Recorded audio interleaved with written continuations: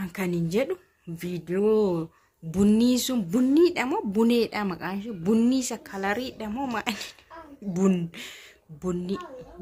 bunni wamti arbifaanis bunni ma jedhu waan ta'e alaaziraaq faayidhu banafsijii faayidhu banafsijiin moo maalidha ture waansa bunnittiin jechuudha.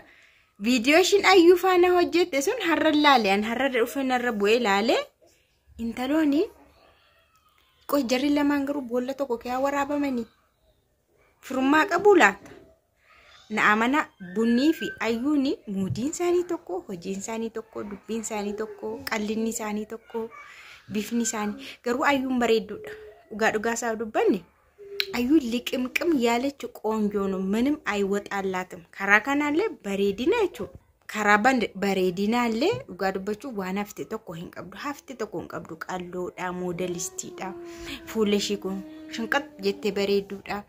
Sa'idoon uyyuu waa malee miti kan bakkanuma laalee garaa laafa bar waan godhu dhabe garatti muruu dhabe bar inni kana laalee malee sila qoratti godheetu murteeffata ture. Garuu mucattiin bareedduudha. Garuu maanni amalan qabdu balaadha. Innaa waan fidee dhufe keessaa moo waan isaan haasa'an fidee dhufe amaariffaa waan isaan haasa'an bunniin kuni waa'ee silkiitti isaan dhibe. Sa'idoonii silkiin hin badne iPhonein akkamitti badaadha ijoo iPhonein miti namnu badaan jiru. Rakkinni isaanii birriidha natti fakkaata. Rakkinni isaanii birriidha. Ayyuun duruu ayyuu mana kiraayii naan kaffale wiliin jiru birriin tumattu Sa'idoon lubbuudhaan argame. Silaa Sa'idoon dhabame ishee waa'ee mana kiraayiitiif firdi beetii deemti. Waa'ee Sa'idoon dhabameef firdi beetii poolisii dhabaa qo'iste waa'ee mana kiraayiitiif firdi beetii haquunshi waa'een olle. Garuu kana hunda keessaa immoo waan inni nu baase. Kolfa keessas nutti kolfamuu keessas waan inni nu baase. Sa'idoon nagaadhaan fide. Amma maa jedhu bunniin kun maa ittiin Sa'idoo sirriitti gaafattee taa'u. Dhuguma bilbilli kun lamaan badee moo achitti yookaan obboleessa Sumayyaatiif kenne moo intaloon tokko shinshinii uffatti yoo ishee dhabde si intala kana sii kenninaa kan jedheenni qoosaadha moo dhugaa dubbatee garuu qoosaanatti fakkaatan waan akkasii haaseera moo ishee shinshinii uffattu sana jedheef intala sanaa kenne tokko isheedhaa kenne tokko immoo obboleessa Sumayyaatii kenneetu hin bade jedhe malee akkamitti bilbilli lama wal faana badaa. Jennaan ayyummaa itti andurumayyuu iPhoneii kana naa kenni yookaas immoo naa kennu kan immoo manumatti illee dhiisii deeminaan didee fuudhee deeme.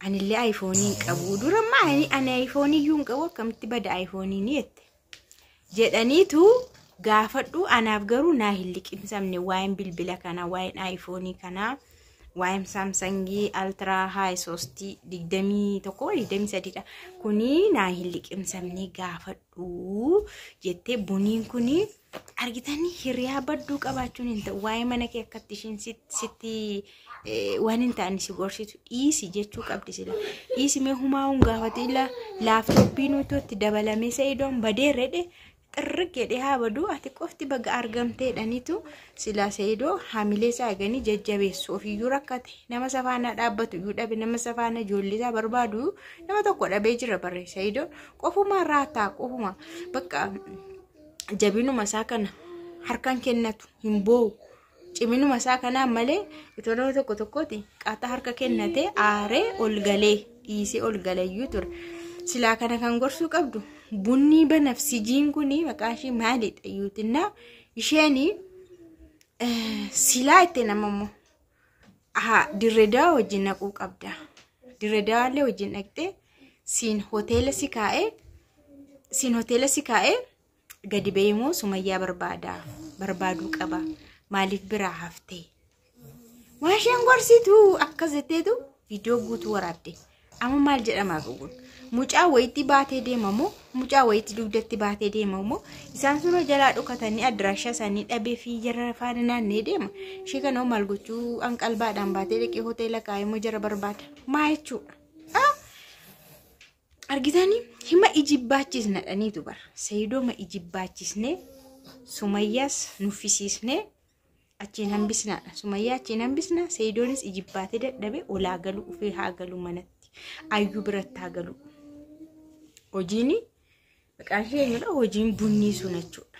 hiriyaa baddu. Rabbi riyaa akkasii sinittiin qabin. Silaa hiriyaan isii namaan jettee waan gaarii nama gorsiti malee dubbii kaasii jettee ibiddan qabsiistu. Naayyuu nama itti seete anu waan hin godhu wallaaleera. Anaafuu jireenyi narkaa badeera. Ana koo meeshaa na godhee akkuma meeshaatti mana keessa na kaa'ee iddoo barbaade deema. Fedhii keen gaafatu isin eeyyamsisu as deemu achi deemuudha. Ofii masaa murteeffatee ka'ee deema. Ani bar meeshaadha. Ani waan hin godhu wallaale. Ani koo baay'een gubadhe qaxxalin jedheette. Baay'ee tokkoon gubadheette.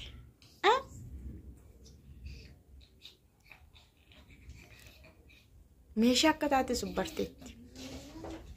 Meeshaa keessaa rakasa. Meeshaa rakasa. Meeshaa wuddiimaa yeroo wayii fuudhamee yeroo ayyaanaaf gadi amma fakkeenya yeroo ayyaanaan daa'u meeshaa babbareedaa isa wuddii dhidheessama ayyaanii waggaatti tokko faatika waggaatti lama faatika. Guyyaa kaanillee ishee masaanii shuma mana chaktuu shifaa eeffanna bocoree mashi namni argu hin jiru kaanuma aanadha ijoollee kooti abbaa manaa yoo anuma ta'eetti eeffanna michi giraallee garuu gaafa namni jiru seermooniin jiru ayyaanni jiru dirqama. Na ayyuun meeshaalee keessa meeshaalee rakasaa taate quuci. Mucaan kana fakkaattu. Mucaan abbaa barbaadde of duuba meeqa hiriirsisuu dandeessu nagarree shanqaaxxa bareedduu kan. Yeroo teessufaa viidiyoo kaleessa seedoo faana waraabamtee faa laala akkatti isheen bareeddu dhugaa waaqa. Bareedina moo hin himmatti dhangalaase. Maal iddoo sirrii maal isin amma iddoo sirrii haasa'u qaba. Iddoo sirriin taane ni haasofna maal godhinaan jetture si. Maal godhinaan jetture hin bareeddi sin jedhinetu bareedina leen bareeddi. Bareedina kana keetti qalbiin hin jiru. Qalbii irratti. Qalbii kee hafuudhe silaa hunda namaan kennuudhaan bara. Isin hin beektanii silaa hunda namaan kennuudhaan. Rabbi garuu hunda keessa qalbii isiniif haa kennu. Era dubartii godeetti ishee akka koofaa ishee rifeensa hin qabne baa kun akkanatti akka marga dheedamee irraa dhume isheen akkas qabdu dhiira bareedaatti heerumti. Dhiira amala qabu faatte heerumti. Dubartii fungaa ishee ilaalaa miidhagaaddi irsoonni ishee hin bareeda. Fungaa akka Habiibaa fa'aa dhaqaa ilaala. Irsi ishee ilaala akkatti bareedu. Fungaan irsa luqqiste jechuudha.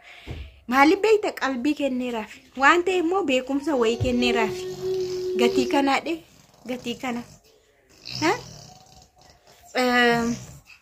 warra akkanaa kunoo warra akka ayyuufa kana waan ta'e fuula isaanii ilaaltee qaama isaanii ilaaltee shabalaa kana babbareedduu kana immoo qalbii kee hafuudheera laxxi gadhee kee hafuudhee waan godhan hin beekani iddoo dhaqan hin beekani waan hojjetan hin beekani waan dubbatan hin beekani kee hafuudhamaadha kee hafuudhaan mazzazan.